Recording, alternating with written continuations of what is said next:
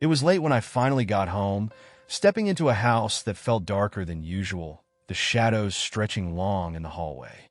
I dropped my briefcase by the door, listening to the quiet hum of the refrigerator and the creak of the floorboards under my feet. The case I'd been working on, a data breach for a Fortune 500 company, had left me drained, but I'd been looking forward to seeing Chloe. Except recently, those reunions weren't what they used to be. I found her sitting on the couch in the living room, bathed in the blue glow of the TV. She was scrolling through her phone, barely glancing up when I entered. For a moment, I studied her, trying to remember the last time we'd talked about anything real. She'd been distant for weeks, more nights spent at her office, fewer shared meals, and a vague unease in her eyes whenever I asked about her day. "Hey, you're up late," I said, trying to keep my tone casual. She glanced up with a tight smile that didn't quite reach her eyes. "Yeah, I couldn't sleep. One of those days at work, you know." I nodded, but the excuse sounded like all the others she'd given me recently. "Another tough client?" Something like that.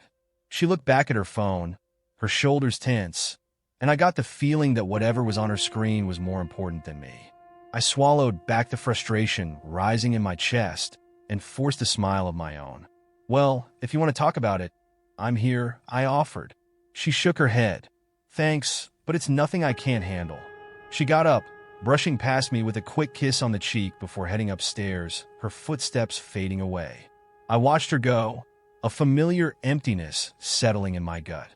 I tried to ignore it, telling myself that she was just stressed, that this distance between us was temporary. But deep down, I couldn't shake the feeling that something was slipping away, something I couldn't get back. The next morning, I found an envelope waiting for me on my desk when I arrived at the office. There was no return address, just my name typed neatly on the front. I frowned, tearing it open as I settled into my chair, but the contents made my breath catch in my throat. Inside was a single sheet of paper with a message printed in bold letters. "Watch those closest to you. She's not who you think she is." And attached to the note was a photo, a blurry shot of Chloe standing in a dimly lit parking lot, speaking with a man whose face was obscured by shadows. The timestamp showed it was taken 2 nights ago, at a time when she'd told me she was working late. My first instinct was disbelief. This had to be some kind of mistake, a prank maybe. But as I stared at the photo, my mind began to race. Who was the man she was meeting? Why hadn't she mentioned it to me? And who had sent this to me? I scanned the metadata on the photo, but it had been scrubbed clean. No location data, no clues. Whoever had sent it knew what they were doing. But there was one detail that caught my attention, a faint digital watermark in the corner, an IP address partially visible. I copied the address into my computer, running a trace through my firm's network tools. It wasn't much to go on, but if this was meant to scare me, I wanted to know who was behind it. After a few minutes, the search returned a match, an IP address registered to a company called Reyes Digital Forensics. The name hit me like a punch to the gut. Julian Reyes. It had been years since I'd last seen him. A former client of mine back when he was just starting his company, before he'd built a reputation for crossing ethical lines to get results. We'd had a falling out when I refused to help him with a particularly shady job, and I hadn't heard from him since. Why would Julian send me something like this? And how did he know Chloe? The questions buzzed in my head, but I decided not to tell Chloe about the note. Not yet. If she was hiding something from me, I needed to find out what it was before confronting her. I logged off my work computer and grabbed my phone, hesitating for a moment before dialing Julian's number. It rang several times before he finally picked up. "Ethan Parker." Julian's voice crackled over the line, smooth and amused. "Didn't think I'd hear from you again. What brings you to my doorstep?" "I got something I think you know about, Julian," I said, keeping my voice level. An anonymous message with a photo attached. It had your company's IP address all over it. There was a brief pause. Then Julian let out a soft chuckle. "Ah, I was wondering when you'd call. Figured it might get your attention." "Why are you sending me photos of my wife?" I demanded, my grip tightening on the phone. "What game are you playing?" Julian's tone shifted, turning serious. "Ethan, you've always been a straight shooter, so I'll give it to you straight. Your wife's not being honest with you." I could explain, but you wouldn't believe me. "Meet me in person, and I'll show you what I mean. Tomorrow, 10 a.m., at the Riverside Cafe. Before I could respond, he hung up, leaving me staring at my phone in disbelief. Julian had always been cryptic, but this felt different, like he was baiting me, trying to lure me into something. But if there was even a chance that he was telling the truth, that Chloe was hiding something from me, I had to find out. That evening, Chloe came home late again, her hair slightly disheveled, her expression guarded. She smiled when she saw me, but there was a tension in her eyes that hadn't been there before. I asked how her day had gone, and she gave me the same answer as always, a vague mention of clients and deadlines, followed by a quick change of subject. I studied her as she moved around the kitchen, wondering how much of what she said was real and how much was a mask. After dinner, I retreated to my home office. The image of that photo still burned into my mind. I couldn't shake the feeling that my life was beginning to fracture along unseen lines, cracks spreading beneath the surface that I'd been too blind to notice. And tomorrow, when I met with Julian, I had a feeling those cracks were going to widen. As I sat there, staring at my computer screen, I thought about all the secrets I'd uncovered in my career. Fraudulent accounts, hidden caches of data, trails of lies leading back to people who thought they'd never be caught. But now, for the first time, I wondered if I'd missed the most important secret of all, right here in my own home. The next morning, I arrived at the Riverside Cafe early, choosing a corner booth where I could keep an eye on the entrance. I nursed a cup of coffee, watching the door, half expecting Julian to change his mind and disappear like he had all those years ago. But right on time, he walked in, looking older, but just as confident as I remembered, with the same sharp smile that never quite reached his eyes. He slid into the seat across from me, resting his elbows on the table. "You look like you've seen a ghost, Ethan." "Cut the crap, Julian. What's this about?" I pulled the photo from my pocket, sliding it across the table. "Why did you send this to me?" Julian glanced at the photo, then leaned back, crossing his arms. "Your wife, Ethan. She's got secrets. She's been working on a project with me for a while now, something that involves people you're currently doing business with. And let's just say, it's not above board." I felt a chill run through me, but I forced myself to keep my voice steady. "You're lying. Chloe would have told me if she was working with you." Julian's smile widened, but there was no warmth in it. "Maybe she thought you wouldn't approve. Or maybe she knew you'd try to stop her. Either way, you're out of the loop. But if you want to know the truth, I can show you more. There's a price, of course." I stared at him, the anger bubbling up inside me. I'd walked right into his game, but I couldn't back out now. "What do you want?" "Simple," Julian replied, his eyes gleaming. "You help me with a little problem I'm having with a rival firm. Use your skills to crack a few encrypted files, and I'll give you everything I have on Chloe. You'll finally know what she's been up to behind your back." I felt the weight of his offer settle over me, pulling me down like quicksand. This wasn't just about Chloe anymore. This was about my entire life unraveling, one thread at a time. I knew I should walk away, but the questions burned too deeply. The need to know what my wife had kept from me twisting in my gut. I met Julian's gaze, my hands clenched into fists under the table. "Fine, but if you're lying to me, Julian, I'll make sure you regret it." His grin widened, and he extended a hand, as if we were sealing a business deal. "That's the spirit, Ethan. Welcome to the game." I didn't take his hand, but I knew that I'd already made my choice. As I walked out of the cafe, the sun glaring off the windows, I realized that there was no turning back now. The cracks in my life were widening, and I had no idea how far they went. Julian's words haunted me as I drove home from the Riverside Cafe, the sunlight cutting through the windshield in harsh beams. He claimed that Chloe had been working with him, keeping secrets from me. I wanted to believe that it was all part of some sick game he was playing, trying to manipulate me for his own gain. But the photo, the way Chloe had acted lately, it all gnawed at the edges of my mind. By the time I pulled into our driveway, I had made a decision. If Chloe was hiding something, I needed to know what it was before I confronted her. I couldn't afford to go in blind, not with Julian holding pieces of a puzzle I didn't understand. That night, after Chloe went to bed, I sat in my home office, the soft glow of the computer screen the only light in the room.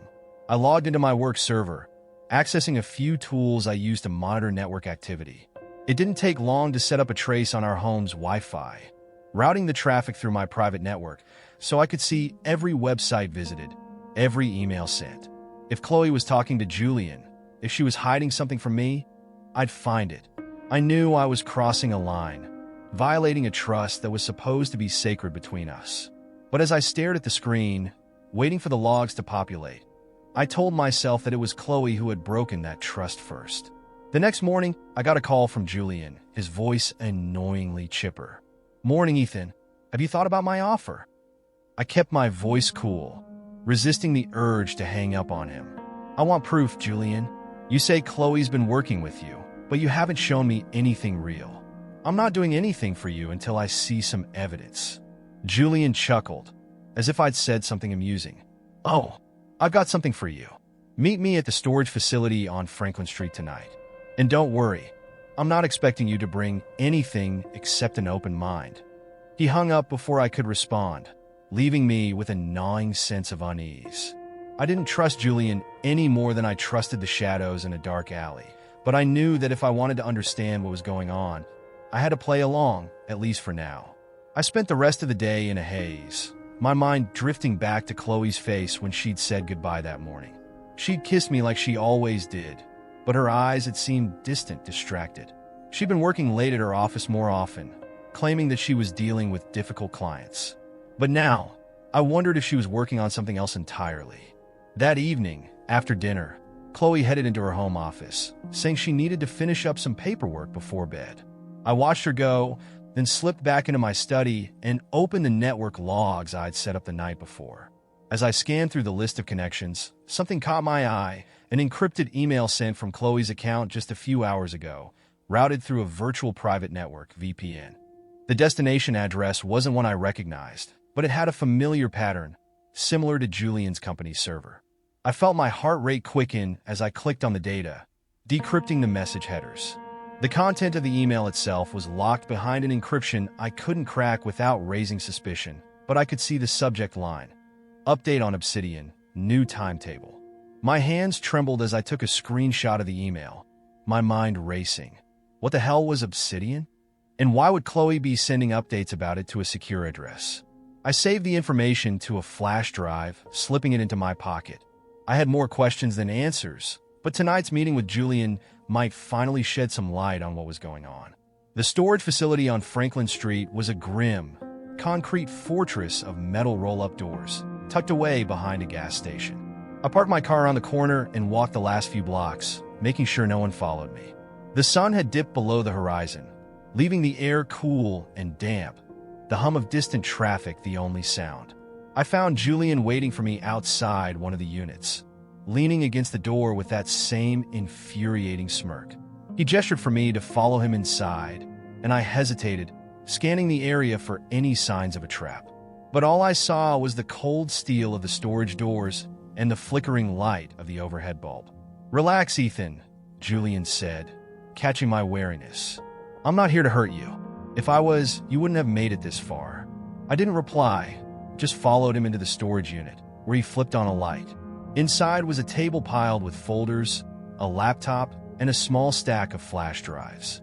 Julian pulled out a chair, gesturing for me to sit, then handed me a manila folder with my name written across the top in neat letters. "What's this?" I asked, flipping it open. My breath caught as I saw the contents. Photographs of Chloe meeting with different men, hand-drawn schematics of a building I recognized as belonging to one of my clients, and a list of names, each with dates and payment amounts next to them. "It's everything your wife's been up to," Julian said, his tone turning serious. "She's been helping me gather information on some high-profile targets, clients of yours, in fact. The plan was simple. Use her access to your work to get leverage on a few executives, then cash in once we had what we needed." I stared at him, feeling a surge of anger and disbelief. "And you expect me to believe this? Chloe wouldn't. She wouldn't do this to me." Julian's smile faded, and he leaned forward, resting his arms on the table. "Believe what you want, but you can't ignore the facts, Ethan. She's been sending me data for months, using your projects as cover.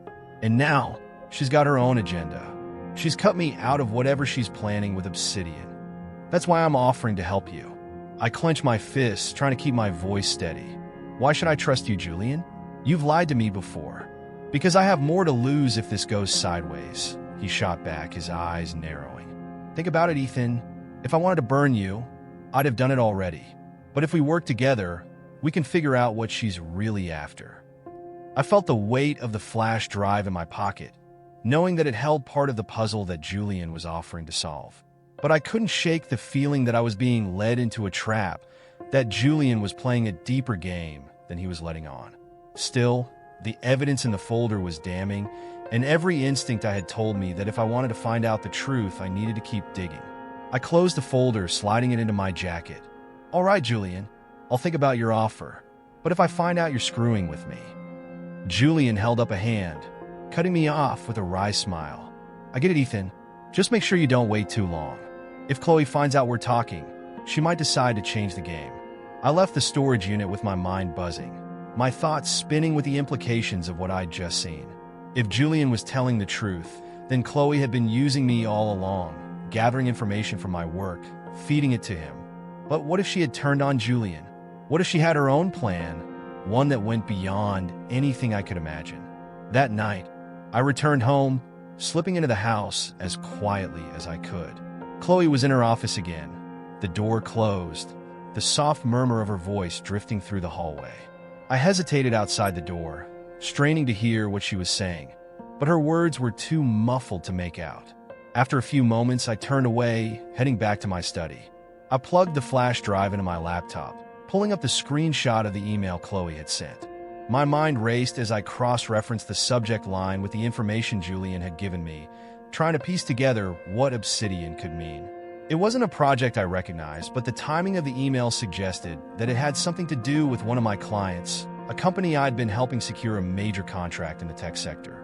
I felt a chill run through me as I realized what it meant. If Chloe was involved in some kind of data breach targeting my client, it could destroy my reputation, my career, everything I'd worked for. And if Julian's information was accurate, then she'd been planning this for months, right under my nose. I sat back, rubbing a hand over my face, feeling the exhaustion creep into my bones. I knew that I couldn't trust Julian, but I also couldn't ignore what I'd seen. The question was, how far was I willing to go to get the answers I needed? How much of myself was I willing to sacrifice to uncover the truth? As I sat there in the dark, the sounds of the house settling around me, I made up my mind. I would keep playing along with Julian, gathering as much evidence as I could. And when the time came, I'd confront Chloe with everything. Force her to tell me what she'd been hiding and why.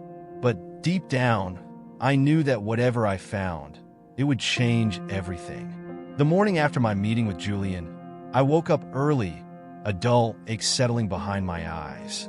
I barely slept, haunted by the images in that manila folder.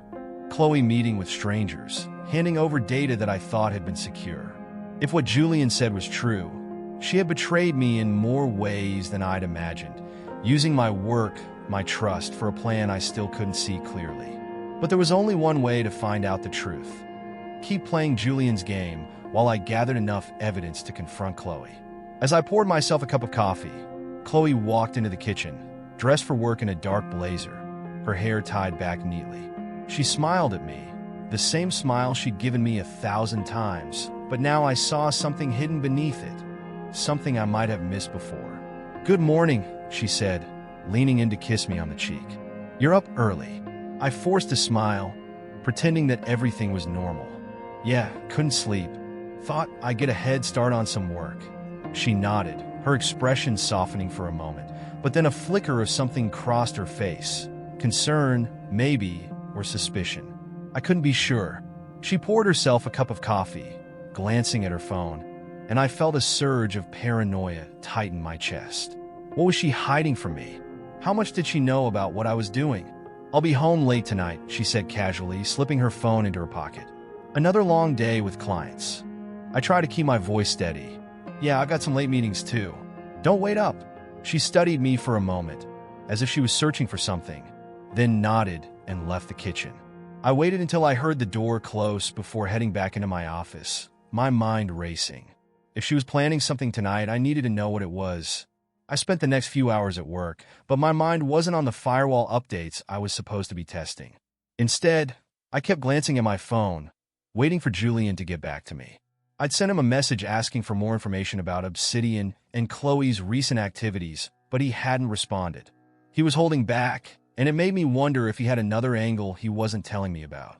Just after noon, my phone buzzed with a new message from Julian. I opened it quickly, my pulse spiking as I read his words.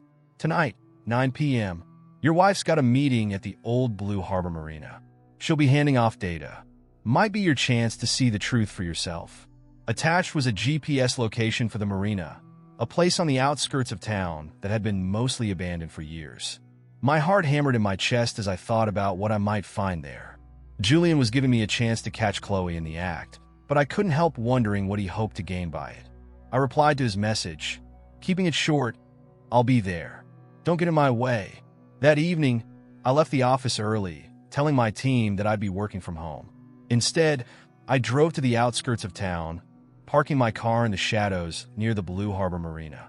The place had fallen into disrepair over the years. Rusted shipping containers lined the docks, and most of the warehouses stood empty, their windows broken and gaping like missing teeth. I settled into a spot behind a cluster of old crates, where I had a clear view of the marina's central warehouse. The air was cold and damp, carrying the faint scent of salt water, and the only sound was the distant lapping of the waves against the pier. My breath fogged in the air as I waited, each minute dragging by like an eternity. Just after 9, a car pulled into the lot, a sleek, dark sedan that I recognized as Chloe's. I held my breath as she stepped out, glancing around before heading into the warehouse with a small black case tucked under her arm. I snapped a few photos with my phone, feeling a surge of adrenaline as I saw her disappear inside. A few minutes later, a second car pulled up, and a tall, broad-shouldered man stepped out, his face hidden beneath the shadow of a baseball cap. He moved with a familiar ease, the kind that comes from knowing no one would dare challenge you. I couldn't see his face clearly, but something about his posture made me uneasy. I crept closer, keeping to the shadows, until I could hear the muffled murmur of voices drifting through the warehouse's broken windows. I pressed myself against the wall, straining to listen, and caught snippets of their conversation. "It's all here," Chloe said, her voice low but firm. "The data you wanted, along with the timeline for Obsidian. But I'm not going any further until you hold up your end of the deal." The man's voice was rough, carrying a hint of menace. "You don't get to make demands, Chloe. Not after everything you've done. I told you. I'll make sure your husband stays out of this, but only if you deliver." A chill ran through me as I realized what they were talking about. They were talking about me, about keeping me out of this. Whatever Chloe had gotten herself into, she'd dragged me into it too, and now she was making deals to protect me, deals that might destroy everything I'd worked for. I pulled out my phone, recording their conversation, hoping to capture enough evidence to confront her. But as I leaned closer, my foot dislodged a loose rock, sending it skittering across the concrete floor. The sound echoed through the warehouse, and I froze as the voices inside went silent. A moment later, I heard footsteps approaching, growing louder as they moved toward the door. I slipped back into the shadows, holding my breath as Chloe stepped out of the warehouse, her eyes scanning the darkness with a wary look. She lingered there for a moment, then turned back to the man inside. "Let's get this done," she said, her voice tense. "I don't have much time." I waited until she disappeared back into the warehouse, then slipped away, my heart pounding in my chest. I had enough to confront her, to demand answers about what she was doing with Julian, about the mysterious Obsidian. But as I walked back to my car, I couldn't shake the feeling that I'd only scratched the surface of a deeper conspiracy, one that might reach further than I'd imagined. When I got home that night, Chloe was already asleep, her breathing deep and even. I stood in the doorway, watching her for a long time, wondering how much of what we'd built together was real and how much was a lie. I thought about the way she'd spoken to that man in the warehouse, the way she'd negotiated like she was used to being in control. I slipped into my office, pulling out the flash drive Julian had given me and plugging it into my computer. As the files loaded, I began cross-referencing them with the information I'd recorded at the marina.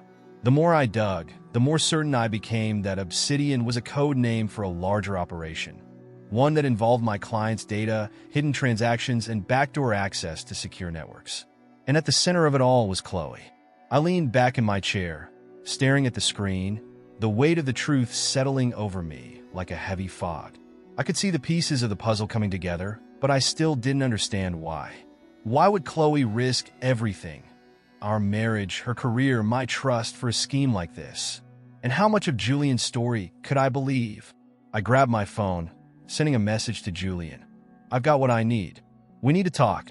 The next day, I arranged another meeting with Julian, this time at a diner on the edge of town.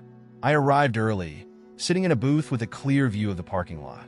Julian showed up a few minutes later, sliding into the seat across from me with that same smug smile. "Well, Ethan," he asked, arching an eyebrow, "did you like the little show last night?" I clenched my jaw, keeping my expression neutral. She was meeting with someone. A handoff. Who was it, Julian? What's she mixed up in? Julian leaned back, crossing his arms as he studied me. "She's playing a dangerous game, Ethan. Obsidian is bigger than you think. Bigger than just you and your clients. It's a data extraction operation, targeting some very powerful people. And Chloe's role in it? She's been using you to get access to those people to gather leverage." He smirked, clearly enjoying my discomfort. "But now she's turned on me, decided she doesn't need my help anymore. She's trying to cut her own deal with the people behind Obsidian. That's why I'm offering to help you. We can bring her down together." I felt the blood drain from my face, but I forced myself to stay calm. "And why would you want to help me, Julian? What do you get out of this?" Julian's smile faded, replaced by a harder look. "I've got my own skin in this, Ethan. If she takes Obsidian over, I lose everything. But if we can expose her, make her look like the mastermind, maybe we can get out of this with our lives intact." I stared at him, trying to read the truth behind his eyes. He was lying, or at least hiding something. But I knew that I couldn't afford to turn him down. Not when he held the key to understanding what Chloe had been hiding. "Fine," I said, finally, my voice flat. "But if you screw me over, Julian, I'll make sure you go down with her." He grinned, extending a hand. "Deal." I didn't shake his hand, but I knew that we were both locked into this now, bound by a tangled web of lies. As I left the diner, I realized that I wasn't just fighting for answers anymore. I was fighting for my life and for whatever was left of the truth. I drove home from the diner, Julian's words echoing in my head. "She's playing a dangerous game, Ethan. If we can make her look like the mastermind, we might survive this." I gripped the steering wheel, the knuckles of my hands turning white. I didn't trust Julian, but there was no denying that he was right about one thing. Chloe had gone too far, and if I didn't do something soon, I could be the one taking the fall. But as I pulled into the driveway and cut the engine, I felt a pang of doubt twist in my gut. This was my wife, someone I'd built a life with, someone I'd trusted. Could I really go through with turning her in, even if she'd used me? Even if she'd betrayed me? I shook the thought away. I had no choice. If Chloe was working with dangerous people behind the scenes, people who would destroy both of us if they knew I was onto them, I couldn't afford to hesitate. I needed leverage, something to force Chloe to tell me the truth before it was too late. That night, after Chloe fell asleep, I crept into her home office. Her desk was cluttered with client files and old research notes from her days as a behavioral psychologist. I tried to ignore the memories those files brought back. Memories of late nights when she'd tell me about her work, about the subtle art of reading people's secrets. Now I wondered if she'd been using those same skills to keep me in the dark. I rifled through the papers, searching for anything related to Obsidian. But all I found were documents that seemed harmless: appointment schedules, design plans for clients, personal notes. My frustration grew until I noticed a small, unmarked key tucked into a corner of her desk drawer. I held it up, studying it in the dim light. It didn't take long to find what it unlocked: a locked drawer at the bottom of her filing cabinet. Inside, I found a slim, black laptop, one I'd never seen before. I knew I was crossing a line as I opened it, but I told myself that if Chloe could keep secrets from me, I had a right to know what they were. The laptop was encrypted, but I'd built a career around breaking into systems far more secure than this one. After a few minutes of work, I managed to access the files. The screen filled with folders labeled with code names and timestamps, and as I clicked through them, a sense of dread settled in my chest. There were detailed notes on my clients, files I'd worked on over the past year, but with annotations in Chloe's handwriting. Names of high-ranking executives, passwords, access points to secure servers. And there it was again, Project Obsidian, Phase 2, Network Breach. My hands shook as I opened the folder, finding a timeline for accessing the client's networks, along with a list of payments and offshore accounts. I felt my stomach twist as I realized the implications. Chloe hadn't just been gathering information. She'd been actively using her access to my work to infiltrate my client's systems. And if she'd shared this with Julian, or with whoever she'd met at the marina, she could bring everything crashing down. But there was something else in the files, another name I didn't recognize, Eclipse Syndicate. I did a quick search online, but came up empty. The only information I found in Chloe's files was a note indicating that they were the group funding Obsidian, with instructions to deliver progress updates directly to a private account. I saved everything onto a new flash drive, slipping it into my pocket. This was the leverage I needed, something I could use to confront Chloe or to turn over to the authorities if she refused to cooperate.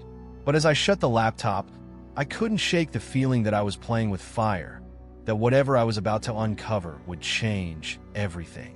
The next day, Julian called, his tone impatient. "Ethan, you're dragging your feet. We don't have much time. If she makes another move before we're ready, we're both screwed." "I'm working on it," I said through gritted teeth. "I found her files.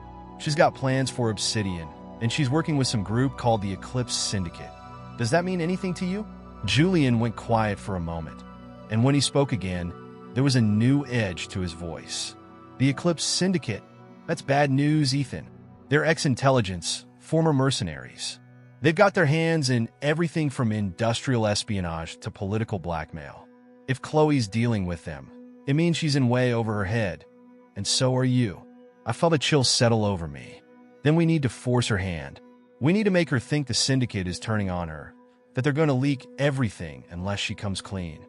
Julian hesitated, then let out a sigh. "All right, I'll set up a fake leak, something that looks like it's coming from within the Syndicate, targeting her directly. It'll spook her, make her think they're trying to cut her out. But you need to be ready when she breaks." "Fine," I replied. "Just make sure it's convincing."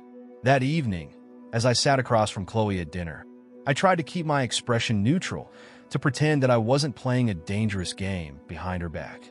She seemed more tense than usual, picking at her food, glancing at her phone every few minutes as if she was expecting a call. Finally, she put down her fork and looked at me, her eyes searching. "You've been quiet lately, Ethan.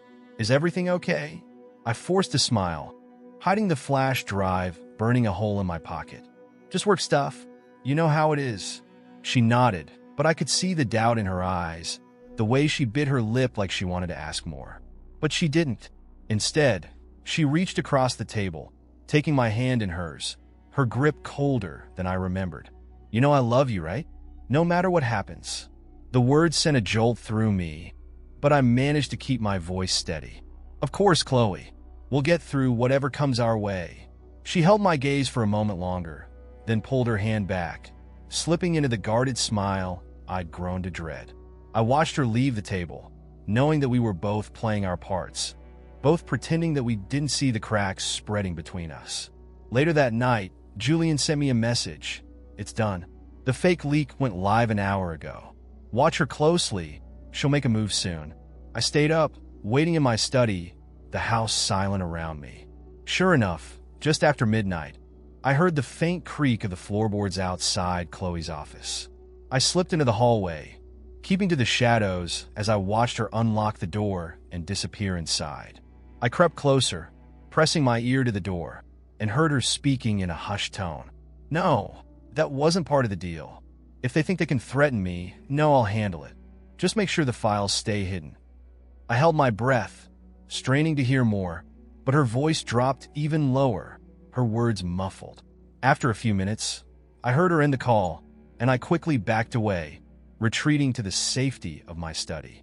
My hands shook as I replayed what I'd heard. She was afraid, but she was also defiant. like she thought she could still control the situation. I sent a quick message to Julian, summarizing what I'd overheard, and his reply came back almost immediately. She's cornered. Time to push harder. Tomorrow, we confront her together. Make her choose whose side she's really on. I stared at his message, knowing that tomorrow would be the turning point. Either Chloe would come clean, or she'd drag me and Julian down with her. But as I sat in the dark, listening to the quiet hum of the house, I couldn't shake the feeling that I was about to lose something I could never get back. The next morning, I arranged for Julian to meet me at our house, making sure Chloe would be home. She was still rattled from the fake leak, and I could see the anxiety in her eyes as she paced around the living room, checking her phone every few minutes. When the doorbell rang, she glanced at me with a frown, but I forced a casual smile. "Just an old friend stopping by," I said. She shot me a suspicious look, but didn't object as I opened the door. Julian stepped inside, his expression serious, and for a moment, the three of us stood there in the entryway, the tension crackling in the air like a live wire. "What's he doing here?" Chloe demanded, her eyes narrowing as she turned on me. I met her gaze, pulling out the flash drive I'd taken from her laptop. "He's here because we both know you've been hiding things from me, Chloe. I found your files, everything about Obsidian and the Eclipse Syndicate. It's over. It's time to tell the truth." Chloe's face went pale, but she quickly masked her fear with a look of defiance. "You've been spying on me? Going through my things? And you brought him into our home?" Julian stepped forward, crossing his arms. "Come on, Chloe. Don't act so surprised. You should have known that Ethan wouldn't sit quietly while you played him for a fool." Her eyes flashed with anger, but there was something else there too. Something like desperation. She glanced between me and Julian, her hands clenching into fists. "You think you've cornered me? You don't understand what's really happening here. Then explain it to us." I shot back, my voice rising. "Tell me why you've been using me, why you've been working with these people." She hesitated, and for a moment, I thought she might break down and tell me everything. But then she squared her shoulders, lifting her chin. "You wouldn't believe me if I told you." I took a step closer, holding up the flash drive. "Try me, Chloe, because if you don't, I'll make sure the police get this." For a moment, she looked at me with a mix of fury and heartbreak, and I realized that no matter what she said next, we'd crossed a line that could never be uncrossed. Chloe glared at me, her expression a mix of anger, hurt, and something deeper. Fear, maybe. Julian stood beside me, arms crossed, looking like a cat with a trapped mouse. I held up the flash drive, letting it catch the morning light that filtered through the living room window. Chloe's eyes flicked to it, then back to me, and I could see the calculation in her gaze. She was weighing her options, deciding whether to fight or fold. "You think this is over, Ethan?" she said finally, her voice low and icy. "You have no idea what you're dealing with. If you hand that over to the police, you won't just be ruining my life. You'll be putting yourself in their crosshairs too." I took a step closer, trying to keep my voice steady despite the anger boiling in my chest. "Why don't you try me, Chloe? Tell me what's really going on. Why are you mixed up in this? What's Obsidian really about?" She looked away, clenching her jaw, but Julian cut in before she could answer. "Oh, I think we know the answer to that, don't we, Chloe?" he said, his tone taunting. "You've been using Ethan's access to his clients' data to get inside information, feeding it to the Eclipse Syndicate. But now that they're getting cold feet, you're trying to cut a deal behind their backs. Isn't that right?" Chloe turned back to him, her eyes flashing with anger. "You don't know what you're talking about, Julian. The Syndicate never planned to back out. They've been using both of us from the start, and they'll bury us if they think we're a threat." Julian's smile faded, replaced by a look of uncertainty. "What do you mean?" Chloe's lips twisted into a bitter smile. "They wanted leverage on Ethan's clients, something they could use to manipulate them, to control them. But when I realized they were planning to turn on us, I tried to sabotage their operation. That's why I went to you, Julian. I thought you could help me get out, but instead, you tried to use me." She turned back to me, and her expression softened for the first time. "Ethan, I was trying to protect you. The Syndicate, if they find out you've been digging into this, they'll make sure you disappear. I've seen what they're capable of." I stared at her, my mind spinning. Her story had the ring of truth, But I couldn't ignore the fact that she'd lied to me for months, that she'd gone behind my back with Julian and kept me in the dark. Why didn't you come to me sooner, Chloe? Why keep me in the dark? Her face crumpled, and she looked away as if she couldn't bear to see the accusation in my eyes. Because I knew you wouldn't believe me. You'd think I was manipulating you, using you, and I couldn't risk that. Not when everything was on the line. I felt a pang of guilt twist in my chest, but I couldn't let myself soften. Not yet. I turned to Julian, who was watching Chloe with a frown. Is she telling the truth, Julian? Or is this just another one of her games? Julian hesitated, glancing between us, and I saw a flicker of doubt cross his face. For a moment, he seemed uncertain, as if he was reconsidering his own role in this twisted situation. But then he shook his head, his expression hardening. She's trying to save herself, Ethan. Don't let her fool you. He reached into his jacket pocket and pulled out a flash drive of his own, holding it up for both of us to see. I have evidence that she's been planning to cut a separate deal with the syndicate. If you hand over your drive, I'll give you everything I've got. We can turn her in together. Chloe's face went white, and she took a step back, shaking her head. Don't listen to him, Ethan. He's lying. He just wants to make sure I take the fall so he can walk away clean. I felt my breath catch in my throat as I looked between them, the weight of the flash drive in my hand growing heavier with each passing second. Julian's offer was tempting. If I worked with him, I could clear my name, maybe even bring down the syndicate in the process. But Chloe's desperation felt real, and I couldn't ignore the possibility that she might have been telling the truth, that she might have been trying to protect me, even if she'd gone about it all wrong.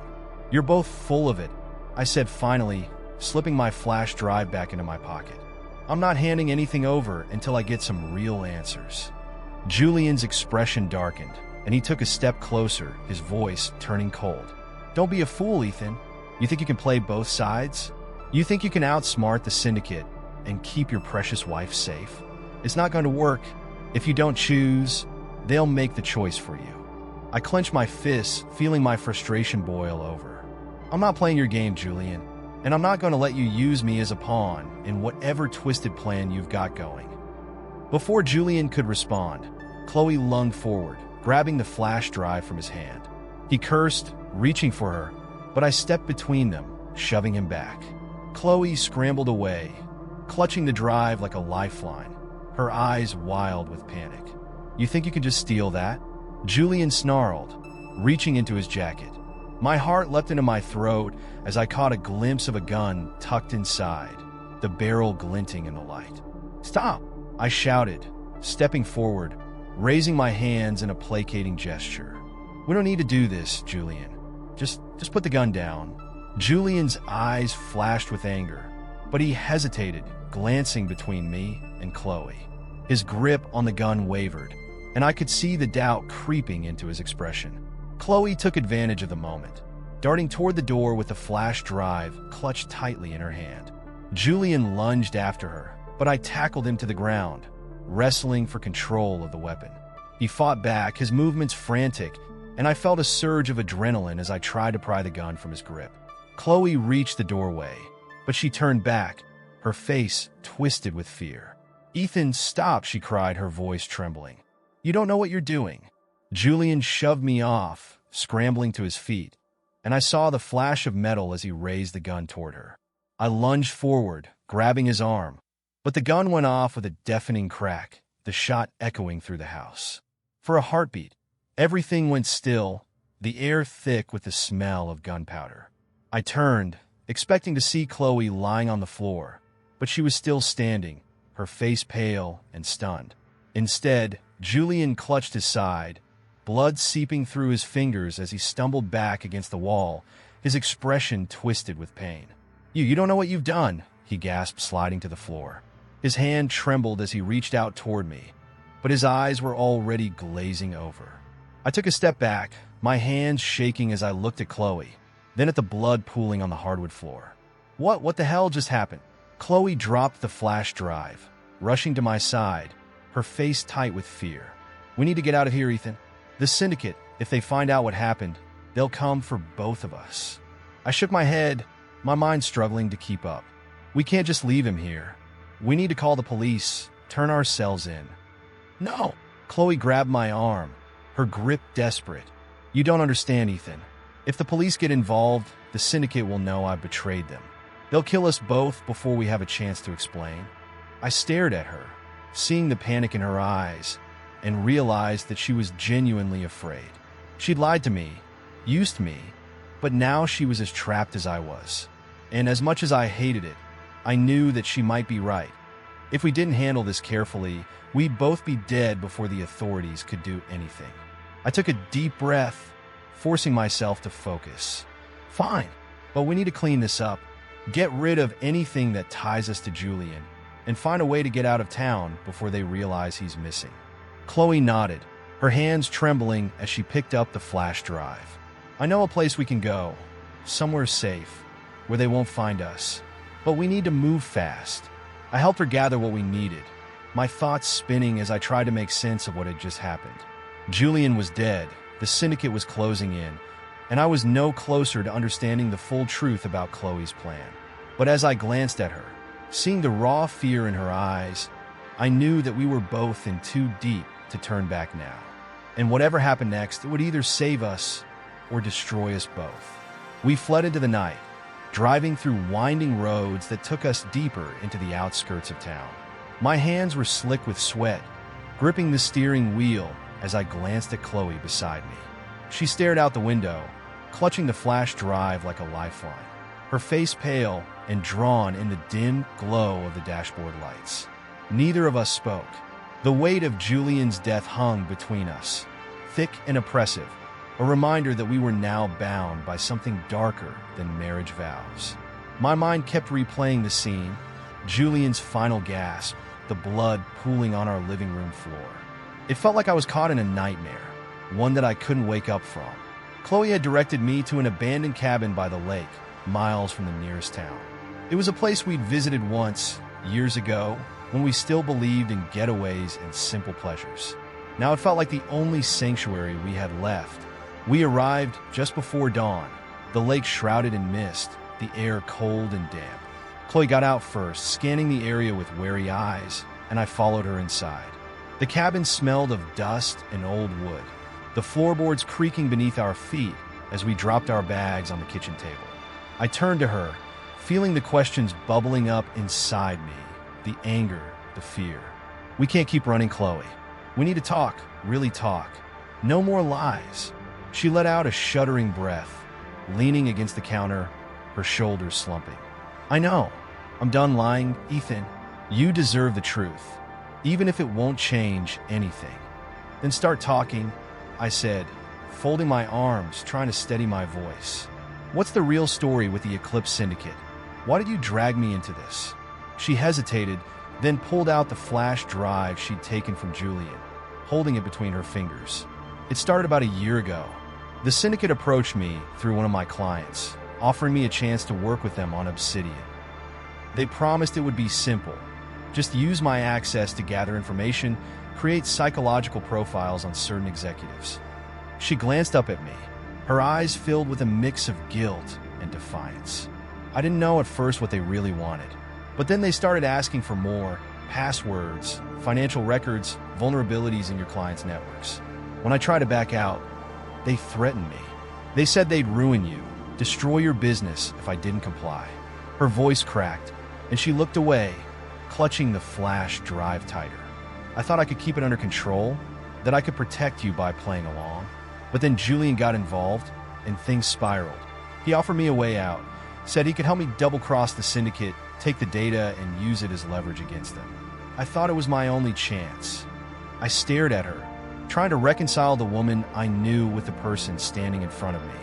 And what about me, Chloe? You used me too, didn't you? Kept me in the dark, so you could manipulate both sides. Her eyes filled with tears, and she shook her head. I didn't want to use you. I thought I could find a way to keep you safe, even if it meant lying to you. But then you started digging, and I got scared. I thought if I could just finish the job, if I could get rid of Julian, we'd have a chance. I let out a bitter laugh, feeling the anger rise up inside me. Well, congratulations, Chloe. Julian's dead, but now we're the ones running from the people you crossed. She flinched at my words, but then her expression hardened, turning desperate. No, Ethan, listen to me. Julian's death doesn't have to be the end. The flash drive he had, it's got everything we need to bring down the syndicate. Financial records, encrypted communications, names of their operatives. We can use it to negotiate with them, force them to back off. I shook my head, taking a step back. You really think they'll negotiate, Chloe? After everything that's happened? She nodded, her eyes blazing with determination. Yes, if they think you and I are valuable enough, if they believe we have something they want, they'll listen. But we have to move fast before they realize Julian's dead. Her plan was insane, reckless, but there was a cold logic to it. The flash drive might be the only leverage we had left, and the only way to stop the syndicate from coming after us. But trusting Chloe again meant putting everything on the line, and I wasn't sure I could take that risk. I need to think, I said finally, turning away from her. Give me a minute. I stepped out onto the porch, staring out at the lake as the sun began to rise, turning the water into a sheet of gold. My mind raced, trying to make sense of the choices before me.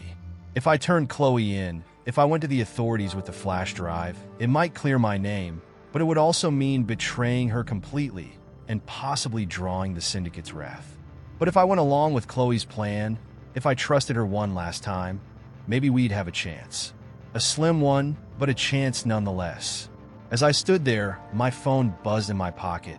I pulled it out, frowning as I saw a message from an unknown number. We know what you did. We know where you are.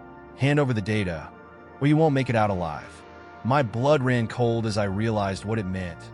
The syndicate had already found us. They were closing in, and they wouldn't stop until they had what they wanted. I rushed back inside, slamming the door behind me. We don't have time, Chloe. They found us. They're coming.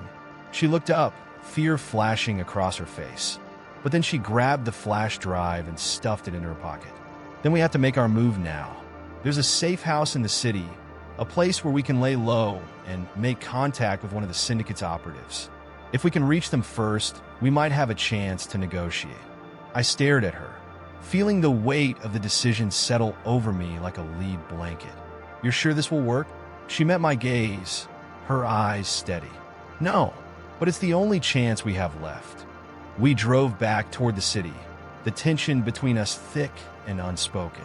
As we approached the edge of town, Chloe guided me to an old, nondescript building tucked between two warehouses. The place looked abandoned, with boarded-up windows and graffiti covering the walls, but she insisted it was where we needed to go.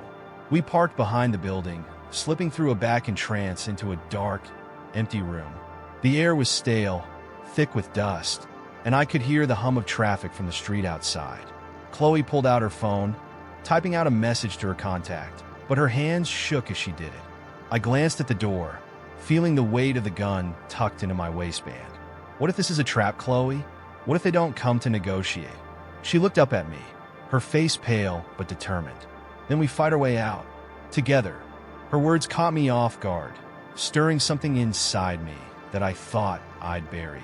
For a moment, I almost believed her, that we could still find a way out of this mess, that we could still trust each other. But before I could respond, the door burst open, and 3 figures stormed into the room, guns drawn. Chloe and I raised our hands, backing up against the wall as one of the men stepped forward. He was tall, with a shaved head and a scar across his jaw, his eyes cold and calculating. "You've caused a lot of trouble, Mrs. Parker," he said, his voice a low growl. "The syndicate doesn't appreciate loose ends." Chloe held her ground, forcing a defiant smile. "I've got what you want. The data, everything Julian collected. But if you kill us now, you'll never see it." The man tilted his head, studying her with a calculating look. "And why shouldn't I just take it from you?" I took a deep breath, stepping forward. "Because we've already sent copies to a secure server. If anything happens to us, it'll go public. Everything, your names, your operations. You won't be able to hide." The man's eyes narrowed, but I saw a flicker of hesitation in his expression. He looked at his men, then back at Chloe.